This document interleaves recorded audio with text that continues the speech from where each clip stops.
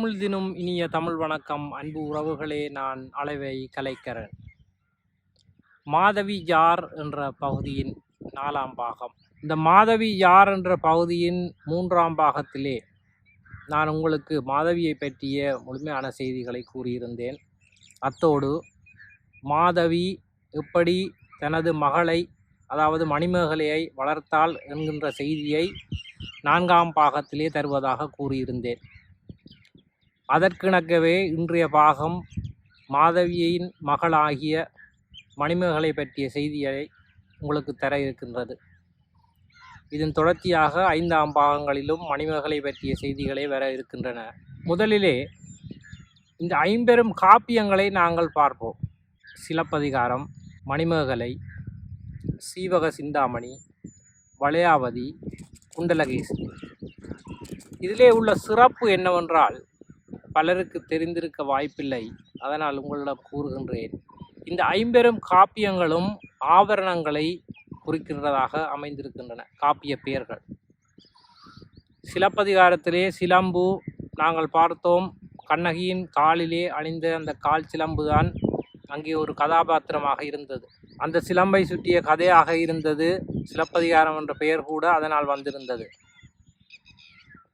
அது சிலம்பு என்பது காலிலே பெண்கள் அணிகின்ற ஒரு ஆபரணம்.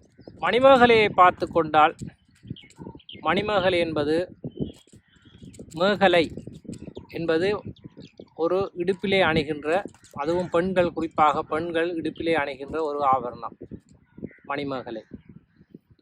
சீவக சிந்தாமணி என்பது சற்று வித்தியாசமாக, இதில் நீங்கள் பார்க்க போனால் நான் முழுமையாக உங்களுக்கு சொல்லிவிட்ட பிறகு புரியும்.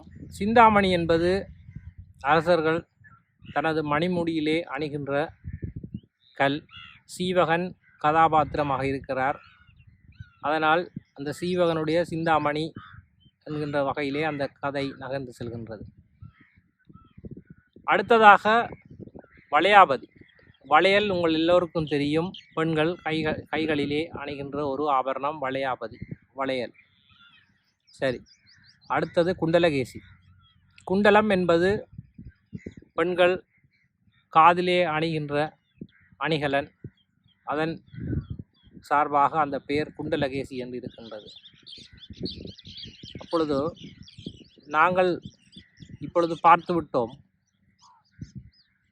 சிலப்பதிகாரம் சிலம்பு ஒரு ஆபரணம், மணிமேகலை மேகலை ஒரு ஆபரணம், வளையாபதி வளையல் ஒரு ஆபரணம், சிந்தாமணி சீவக சிந்தாமணி சிந்தாமணி ஒரு ஆபரணம், அத்தோடு இறுதியாக குண்டலகேசி குண்டலம் ஒரு ஆபரணம். இதிலே பொதுவாக பார்க்க போனால் வளையல் மற்றும் சிலம்பு மற்றும் நாங்கள் பார்க்கின்ற மணிமேகலை மேகலை இவை மூன்றுமே பெண்கள் குறிப்பாக அணிகின்ற ஆபரணமாக இருக்கிறது. குண்டலம் ஆண்களும் அணிகிறார்கள், பெண்களும் அணிந்திருக்கிறார்கள். அதிலே சிந்தாமணி என்பது பொதுவாக ஆண்கள் அணிகின்ற அணிகலன். இப்படியாக ஆண்கள் பெண்கள் அணிகின்ற அணிகலன்களை வைத்து காப்பியங்கள் பேராக சூட்டியிருந்தாலும் இந்த காப்பியங்களில் நீங்கள் பார்த்தால் கூட தெரிகிறது. 50 காப்பியங்களிலே 3 காப்பியங்களில் உள்ள அந்த அணிகலன்கள் பெண்களுக்கான தனித்துவமான அணிகலன்கள். அங்கேயும் அந்த பெண்களுக்கான அந்த மதிப்பும் மரியாதையும் கொடுக்கப்பட்டிருக்கிறது. காப்பியங்களுக்கு உள்ளும் கொடுக்கப்பட்டிருக்கிறது, காப்பியங்களுக்கு வெளியிலும் கொடுக்கப்பட்டிருக்கின்றது. இது ஒரு சிறப்பம்சம். மாதவி தனது மகள் மணிமேகலையை நன்றாக வளர்க்கின்றாள். ஆனால் மாதவியினுடைய தாயார் சித்ராபதி, அவர் ஒரு கணிகையர். அவர் தனது மகளான மாதவியை அந்த மரபுப்படி வளர்க்க எத்தனித்தார். ஆனால் மாதவி கோவலன் பிரிந்த காரணத்தினால் அதன் பின்னர் எந்த திருமணமும் செய்து கொள்ளாமல் துறவறம் தூண்டுவிட்டார். அரவண அடிகளிடம் சென்று முறையாக துறவியாகிவிட்டார்.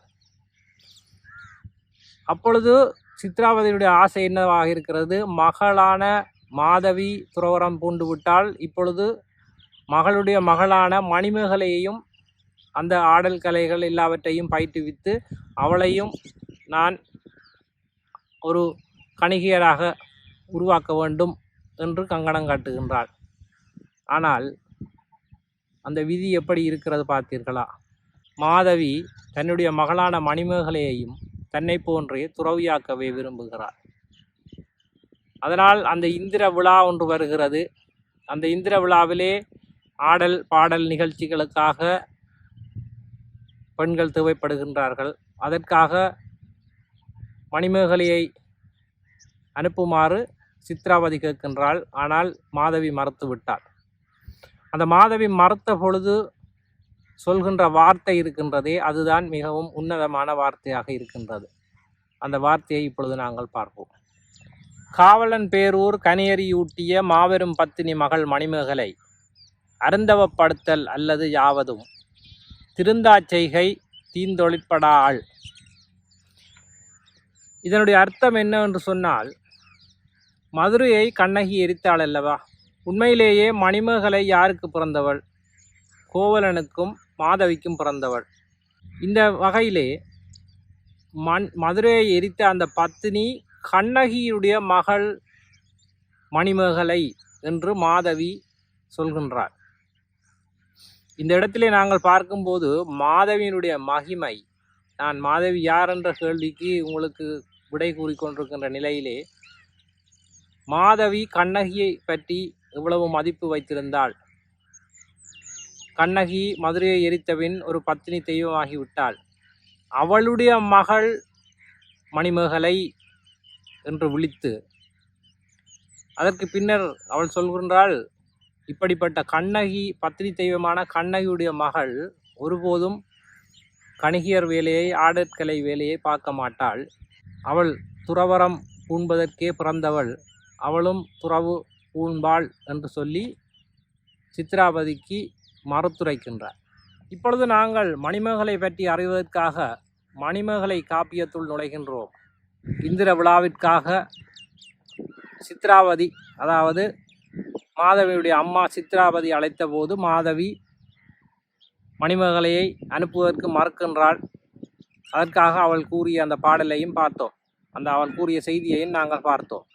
அதன் பின்னர் மணிமேகலையை பூ பறித்து வருவதற்காக உபவனத்திற்குள் தோழி சுதமதியுடன் அனுப்புகிறாள். இப்பொழுது உங்களுக்கு ஒரு புதிய கதாபாத்திரம் அறிமுகமாகிறது, சுதமதி. சுதமதி பற்றிய செய்திகள் பின்னர் வரும், அவற்றை பார்ப்போம். தோழி சுதமதியுடன் மணிமேகலை உபவனத்திற்குள்ளே போகிறாள். இந்த இடத்திலே நாங்கள் பார்க்க வேண்டும், அந்த சோழ நாட்டு இளவரசன் உதயகுமாரன் இன்னொரு கதாபாத்திரம் உங்களுக்கு அறிமுகமாகின்றது. இவர்களுடைய செய்திகள் எல்லாம் நாங்கள் பின்னாலே வருகின்ற காணொளிகளிலே தெரிந்து கொள்ளலாம். அந்த உதயகுமாரன் மணிமேகலை மீது காதல் வயப்படுகின்றான். உடனே அவன் என்ன செய்கின்றான்னு சொன்னால், இந்த மணிமேகலையும் தோழி சுதமதியும் இந்த உபவனத்திற்குள்ளே நுழைவதைக் கண்டு பின்தொடர்ந்து செல்கின்றான். ஆனால் மணிமேகலை மிகவும் சாமர்த்தியமாக அங்கே உள்ள பளிக்கறைக்குள்ளே போய் ஒளிந்து கொள்கிறாள். இவனால் அந்த பளிக்கறையின் வாசலை கண்டுபிடிக்க முடியாததால் இவன் பழி சொற்களால் திட்டிவிட்டு புறப்பட்டு சென்று விடுகிறான். ஆனால் அங்கே ஒரு சின்ன திருப்பம் என்னவென்று சொன்னால், மணிமேகலைக்கும் அந்த உதயகுமாரன் மீது ஒரு சிறு நாட்டம் மனதிலே எழுகின்றது. அது ஒரு காதல் என்று சொல்லலாம், ஆனால் ஒரு சிறு விருப்பம் என்று சொல்லலாம். நாங்கள் ஒரு சிறு விருப்பம் உதயகுமாரன் மீது எழுகின்றது. அதனால் அவள் என்ன சொல்கின்றாள் என்று சொன்னால், மணிமேகலை சொல்கின்றாள், புதுவோன் பின்றை போனது என் நெஞ்சம், இதுவோ அன்னாய் காமத்து இயற்கை, இதுவே ஆயின் கெடுகதன் திறம். அப்போ அவள் தனக்குள்ளே மனதுக்குள்ளே சமாதானம் கூட சொல்லிக் கொள்கின்றாள். புதுவோன் என்றது இந்த உதயகுமாரன், அவன் பின்னே என்னுடைய மனது போகிறதே, இது காமம் இயற்கையாக வருகின்ற இந்த காம உணர்ச்சி தான் என்று சொன்னால் கெடுக என் திறம் என்று சொல்லி மனதுக்குள்ளே அவள் சமாதானம் செய்து கொள்கின்றாள். ஆனால் இந்த இடத்திலே கதையாசிரியர், அதாவது சீத்தலை சாத்தனார், ஒரு சிறப்பான ட்விஸ்ட் வைத்திருக்கான்னு சொல்லலாம். என்னென்னு சொன்னால், இந்த மணிமேகலைக்கும் உதயகுமாரனுக்கும் ஏன் இந்த உபவனத்திற்குள்ளே இந்த காதல் வயப்படுகின்ற, அதாவது உதயகுமாரன் பின்தொடர்ந்து செல்கின்ற, அதே நேரம் மணிமேகலைக்கும் ஒரு சின்ன விருப்பம் உதயகுமாரன் மீது ஏற்படுகின்ற அந்த நிலைமைக்கு என்ன காரணம் என்பதற்கு ஒரு கிளைக்கதை ஒன்று உள்ளது, அதாவது முன்கதை. அப்போ நாங்கள் ஃப்ளாஷ்பேக் போய் வர வேணும். அப்போ இந்த ஃப்ளாஷ்பேக் போய் வர்றதுக்கு நாங்கள் அடுத்த பாகத்தில் வெயிட் பண்ணுவோம், சரியா? அப்போ இந்த ஃப்ளாஷ்பேக் செய்திகளோடு இன்னொரு காணொளியுடன் உங்களை சந்திக்கின்றேன். அதுவரை விடைபெற்றுக் கொள்கின்றேன். நன்றி, வணக்கம்.